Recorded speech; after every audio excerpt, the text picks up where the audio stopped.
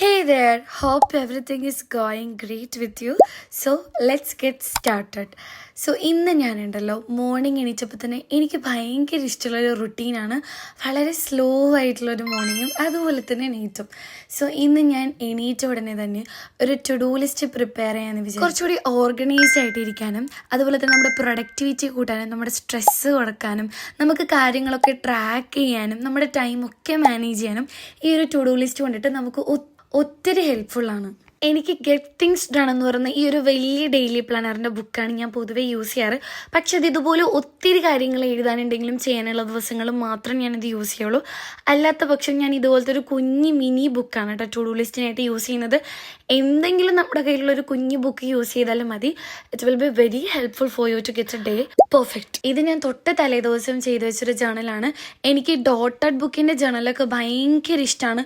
ഈ ഒരു ഡോട്ടഡ് ബുക്കിന് ഞാൻ ഒരുപാട് സെർച്ച് ചെയ്തിട്ടാണ് എനിക്ക് കിട്ടിയത്. സത്യം പറഞ്ഞാൽ ഞാൻ ഒരുപാട് ജേണൽ ചെയ്തിട്ടുണ്ടെങ്കിലും കയ്യിലുള്ള സ്റ്റിക്കേഴ്സ് എല്ലാം യൂസ് ചെയ്തിട്ട് ഫസ്റ്റ് ടൈമാണ് ചെയ്യുന്നത്. I don't know if it is a perfect or not, but I love it because ഞാൻ തന്നെ ചെയ്തതാണല്ലോ. ലവ് യുവർ സെൽഫ് ഫസ്റ്റ് എന്നാണ്. പിന്നെ ജസ്റ്റ് വാട്ടർ സ്പില്ലായപ്പം അവിടെ ടിഷ്യൂ ഒക്കെ വെച്ച് എൻ്റെ വൈറ്റ് ആയതുകൊണ്ട് എൻ്റെ ഡെസ്ക് ഞാൻ നല്ലപോലെ ക്ലീൻ ചെയ്യും കേട്ടോ. എനിക്ക് ഭയങ്കര ഇഷ്ടമാണ് ക്ലീനിങ് ഓർഗനൈസിങ് ഒക്കെ.